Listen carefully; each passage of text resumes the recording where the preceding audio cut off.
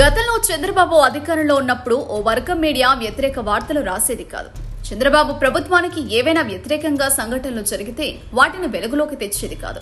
పైగా వాటికి sugar coated వార్తలు రాసేది. ఫలితంగా చంద్రబాబుకు పెద్దగా ఎఫెక్ట్ పడకుండా చూసేది. కానీ ఇప్పుడు ఆ వర్గం మీడియా ధోరణి కాస్త మారినట్టు కనిపిస్తోంది. ఇటీవల కాలంలో సత్యవేడు, గుంటూరు ఎమ్మెల్యేల ధోరణి కూటమి ప్రభుత్వానికి ఇబ్బందికరంగా మారింది. చింతలూరు ఎమ్మెల్యే వ్యవహార శైలి కూడా తలవంపులకు కారణమైంది.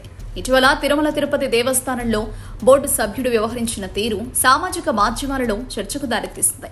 అయితే వీటన్నింటినీ సాక్షి భారీగానే ప్రజెంట్ చేసింది. వాస్తవానికంటే ఎక్కువగా ఏదో జరిగిపోయిందన్నట్టుగా వార్తలు రాసింది.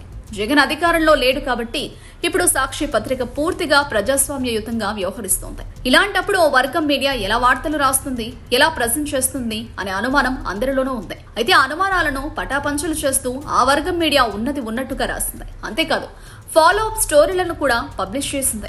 అయితే ఆ మీడియా అలా రాయడం చాలా మందికి ఆశ్చర్యం కలిగించింది. వాస్తవానికి క్షేత్రస్థాయిలో పరిస్థితులు కూడా అలానే ఉండడంతో ఆ మీడియా కూడా రాయక తప్పలేదు.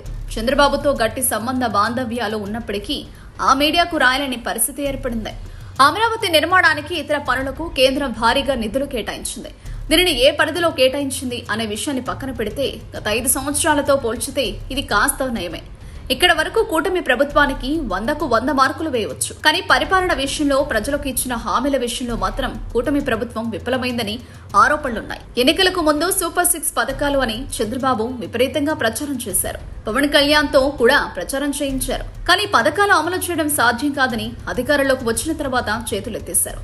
దానికి ఆర్థిక పరిస్థితి బాగోలేదని, రాష్ట్రం ఇప్పట్లో బాగుపడే సూచనలు కనిపించడం లేదని ఆ ఆవేదన వ్యక్తం చేశారు. ఇందులో నిజం ఉండొచ్చు.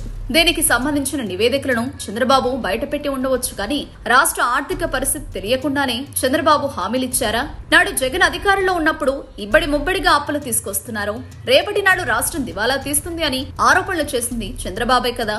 ఆంధ్రప్రదేశ్ మరో శ్రీలంకలా మారిపోతుందని ఆవేదన వ్యక్తం చేసింది చంద్రబాబే కదా.